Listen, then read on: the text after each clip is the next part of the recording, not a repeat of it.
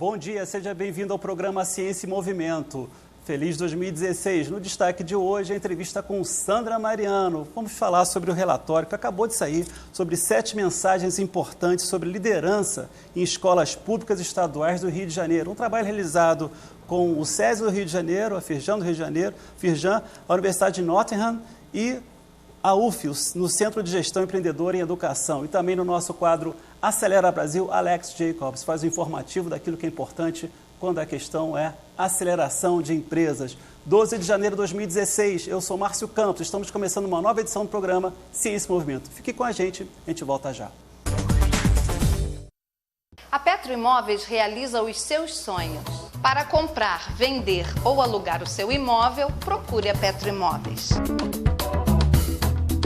Compromisso, seriedade e eficiência, com um sistema informatizado que traz agilidade nos processos e atendimento.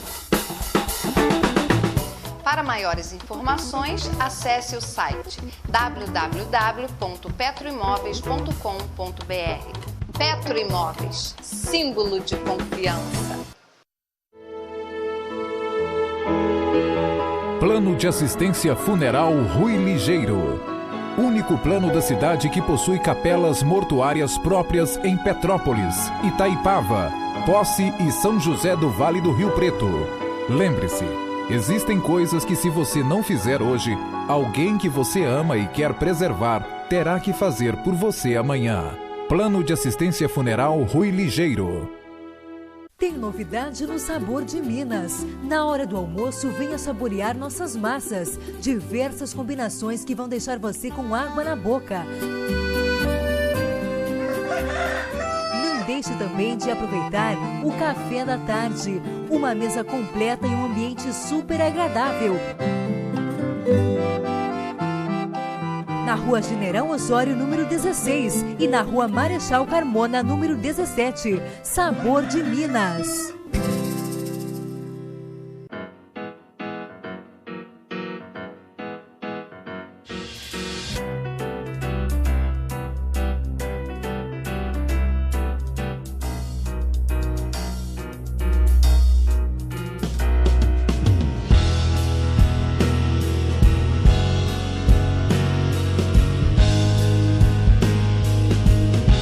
Marci e Júnior, fotografia. É melhor serem 2 do que 1. Estamos de volta com o programa Ciência e Movimento e hoje no destaque a entrevista com Sandra Mariano, onde a gente vai apresentar o relatório que acabou de sair sobre 7 mensagens importantes sobre liderança em escolas públicas estaduais no Rio de Janeiro. Um trabalho realizado pelo SESI do Rio de Janeiro, pela Universidade de Nottingham e pela UF, no Centro de Gestão Empreendedora e Educação. Mas antes disso, vamos conversar com o Alex Jacobs, no quadro Acelera Brasil, o que há de novo na área da aceleração, Alex. Bom, feliz 2016, Marcos. Isso. Vamos falar um pouquinho da agenda. Inicialmente, dia 19, terça que vem, lá no Rio de Janeiro, no auditório do Senac, a gente vai ter um encontro de mentores de negócios. É um grupo que está sendo formado, nós já temos cerca de 250 pessoas. Eu queria convidar qualquer um que tenha interesse para comparecer lá, 19 horas, é só procurar o endereço na internet do Senac e conhecer o trabalho que a gente está fazendo para qualificar os mentores no nosso estado. Bom, nós temos também uma agenda cheia nesse mês de janeiro, bastante coisa interessante. Temos o Campus Party em São Paulo, que na verdade é um evento onde todo mundo já deve ter visto na televisão. Você acampa, você tem milhares de pessoas falando de empreendedorismo, de tecnologia. Quem puder estar presente, é um evento super interessante. E eu queria mencionar também o trabalho que o Sebrae está fazendo, tanto o Empretec, como uma turma nova que está iniciando mês que vem. As inscrições estão abertas, é só procurar no site do Sebrae do Rio de Janeiro para qualificar empreendedores e suas startups, para que elas tenham sucesso. Então, pesquisem o trabalho que o Sebrae está fazendo, pesquisem também o Empretec dentro do Sebrae, que é uma qualificação super interessante. Tem 2 turmas em fevereiro, no Rio de Janeiro também, e que o pessoal pode se inscrever online. Então, é o Empretec, o Campus Party, e o outro é o... É a qualificação de startups do Sebrae do Rio de Janeiro. E tem o encontro de mentores. Encontro de mentores também. Vamos fazer um também aqui em Petrópolis, Márcio. Já estou organizando um grupo online e eu vou estar divulgando em breve no próximo programa. Ok, muito bom. Né? E estamos aqui também com Sandra Mariano, que vai conversar com a gente sobre as 7 mensagens importantes sobre liderança em escolas públicas estaduais do Rio de Janeiro. Sandra, obrigado. Já esteve aqui no nosso programa ano passado, falando justamente sobre liderança, e o Alex Jacobs também está acompanhando o nosso programa hoje, porque é na área de empreendedorismo e trabalha muito com essa questão de liderança. Quais são essas mensagens? Que relatório é esse? Vamos explicar primeiro a história desse relatório, Sandra. Bom dia, é um prazer aqui, Márcio, estar com você, aqui com o seu público, no programa Ciência e Movimento, e a gente traz, conforme prometido, né? A gente disse, olha, assim que sair o relatório da pesquisa, a gente vem aqui compartilhar um pouquinho sobre liderança e gestão na escola. Bom, então esse aqui é um trabalho que envolveu aí um grupo grande de pessoas, né, da nossa universidade, o Departamento de Empreendedorismo e Gestão, que conduz o programa de formação MBA Gestão Empreendedora Educação, a Universidade de Nottingham, a Escola de Educação, né, com a coordenação do professor Christopher Day, o SESI, né, a coordenação da diretora Andréa Marinho, que apoiou e financiou essa pesquisa, a SEDUC, né, uma participação importantíssima do secretário que teve envolvido, o professor Antônio Neto, né, nos ajudou muito, o anterior, o Wilson Risolia, que também permitiu que essa pesquisa pudesse ser realizada, e nós aqui coletamos dados de 744 diretores de escola. Então, esses diretores responderam um questionário longuíssimo, com 120 afirmações, mais ou menos. Nós tratamos esses dados para tentar entender, com base no que se conhece, do que são as práticas que apoiam, que ajudam uma escola a ser uma escola em que se aprende mais, não é? Esse tema ele é interessante na medida em que a gente já sabe, a evidência internacional mostra, que são 2 os fatores centrais que conduzem a uma escola efetiva, a escola em que crianças aprendem. A escola efetiva, deixar claro, porque no relatório fala muito sobre isso. O que é uma escola efetiva?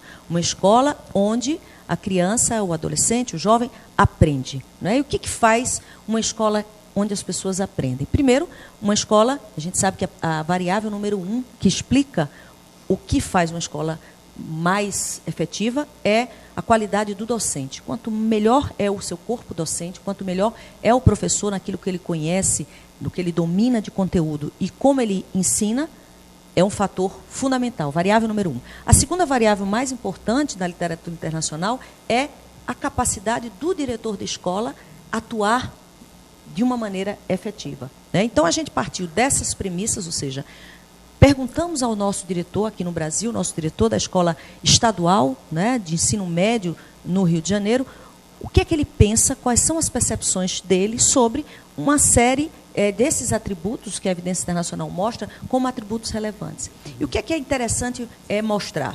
Que o nosso diretor, ele compreende, ele percebe aquilo que é importante e dá valor. Né? O que a gente percebeu, por exemplo, que foi uma primeira lição, é o seguinte: apesar de perceber, por exemplo, que a escola precisa ter uma diretriz, precisa ter uma visão, precisa ter uma direção, esse diretor, ele reconhece que ainda não atua tão junto do professor, na sua prática pedagógica diária, como ele entende que é importante para fazer uma escola melhor.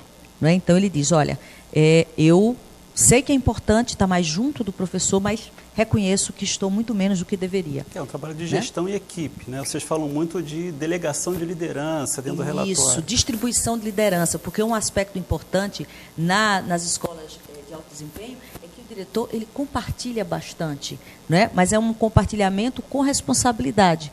Né? Então, aqui a gente nota também na nossa pesquisa, e o diretor diz isso, que ele sente-se muito mais, vamos dizer assim, confiante na sua equipe do que ele talvez perceba no sentido contrário. Quer dizer, então aí tem uma questão do diretor dizer o seguinte: olha, eu acho que eu estou muito junto da minha equipe, mas a minha equipe está menos junto de mim do que eu gostaria. Né? Outro aspecto também que chama atenção na pesquisa é a questão da percepção e como o diretor enxerga o estudante. Então, ele mostra aqui também que ele não estabelece expectativas tão elevadas de desempenho do aluno. E a gente sabe que é muito importante você entender o seguinte: olha, esse meu aluno é capaz e eu vou puxar mais. Né? Então, há uma questão aí. Agora, o que é bacana quando a gente olha uma das 7 mensagens, né, e é importante público que se interessar por esse tema, o relatório está disponível na internet, basta você digitar no Google, né, pesquisa 7 mensagens de liderança, e você vai achar no site do Departamento de Empreendedorismo da UF, né, www.empreendedorismo.uf.br, ou no site da FIJAM e da Secretaria de Educação. O relatório está lá para vocês olharem no detalhe. Mas eu queria destacar o seguinte, e as escolas, quando a gente segmenta, né, na pesquisa a gente segmenta as escolas que tiveram mais progresso nos últimos, nos anos de 2011, 2012, 2013, então a gente traçou e segmentou as escolas que mais progrediram, as escolas que não progrediram e as escolas que tiveram declínio, tá certo? Então, essas escolas que tiveram maior progresso, nós tratamos separadamente para entender o seguinte, os diretores dessas escolas que tiveram mais progresso, portanto, a gente classifica como as mais efetivas, o que é que eles pensam ou fazem, ou declaram fazer diferente dos demais?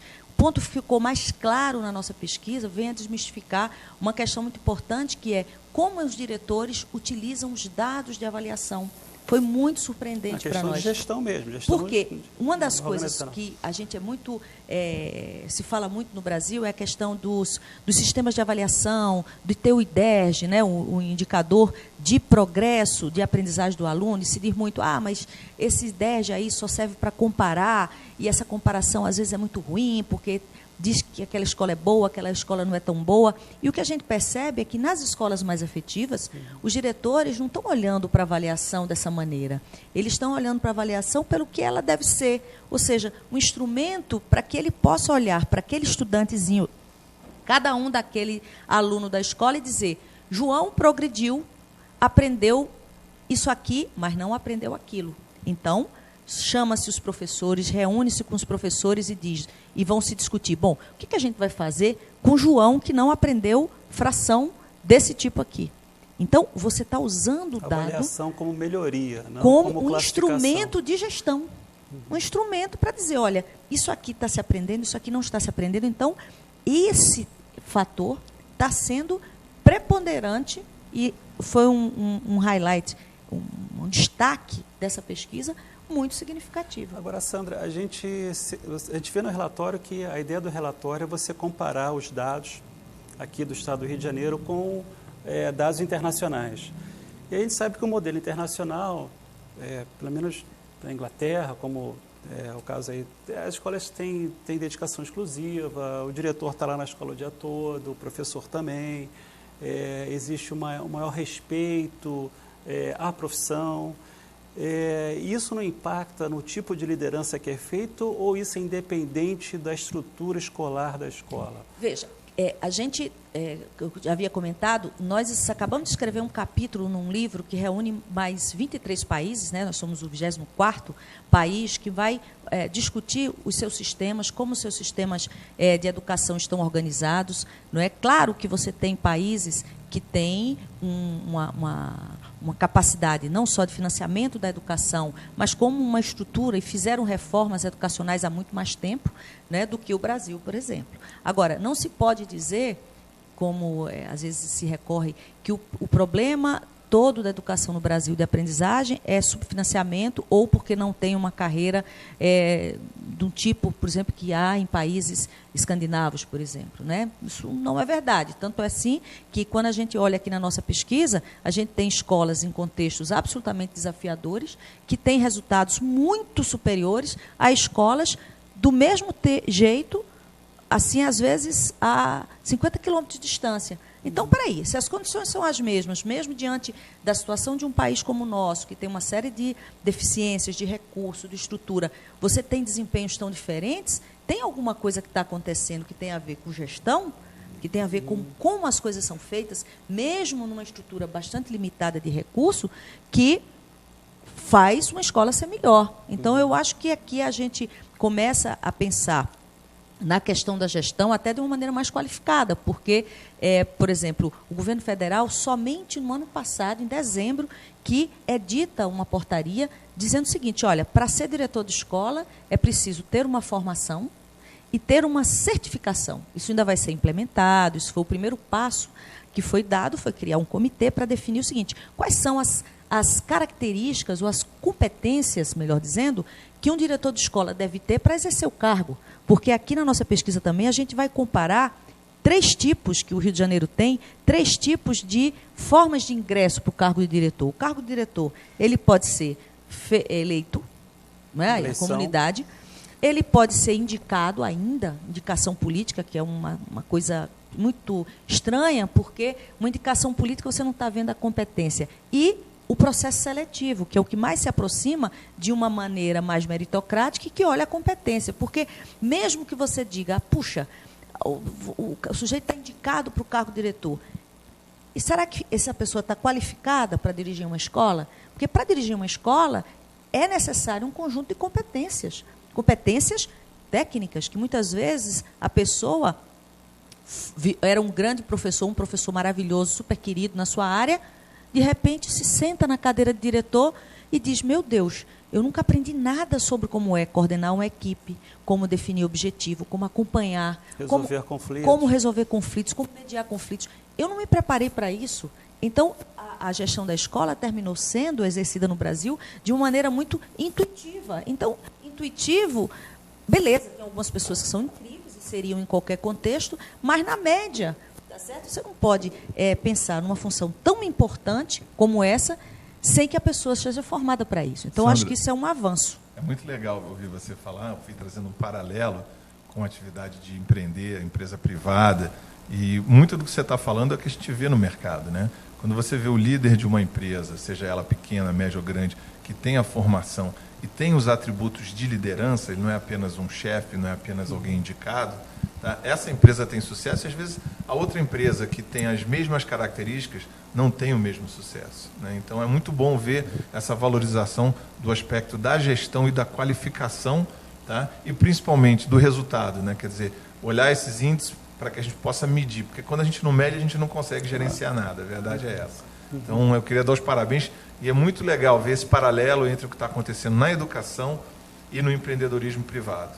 Pois é, o que a gente observa, assim, dessa observação que o Alex fez, que é importante, porque a gestão tem muito a apoiar a educação, é justamente o que leva o maior grau de, vamos dizer assim, preconceito quando você usa essas técnicas, como eu disse. Quando você vai avaliar o estudante para ver o progresso dele, aí alguém vai e diz assim, isso aí são técnicas da iniciativa privada dentro da escola. O que é que a empresa está fazendo dentro da escola? Aí isso aqui assusta as pessoas no Brasil e termina que afasta, porque a gente diz o seguinte, olha, a gente não quer, ninguém quer absolutamente transformar uma escola numa empresa. Uma escola é pública, uma escola tem fins de formar um cidadão competente, capaz, responsável, alguém que vai pensar com a sua própria cabeça, que vai ser independente. Agora, para fazer isso funcionar, uma organização escolar, ela é feita de pessoas, ela tem um objetivo, ela se utiliza de recursos, ela precisa mediar interna e externamente as suas relações com a comunidade. Nossa pesquisa mostra que nas escolas, que são escolas onde há mais de 50% de estudantes que recebem o Bolsa Família, por exemplo, você poderia dizer, não, impossível uma escola dessa ter um desempenho bom, porque a gente já sabe, no Brasil e internacionalmente, há uma correlação direta entre renda e desempenho escolar. Então, quanto maior é a renda, maior o desempenho escolar. Beleza. Mas a nossa pesquisa mostra que há, sim, situações em que você tem uma escola cuja renda, né, o grupo, mais de 50% dos estudantes é de baixa renda, portanto, que recebem apoio do programa Bolsa Família, e essa escola é uma escola que tem sido efetiva, onde as crianças têm aprendido. E o que é que essas escolas fazem de diferente? Os diretores. As diretoras dessas escolas, que a maior parte brasileira, mais de 80% dos diretores são mulheres, é uma questão muito interessante de gênero.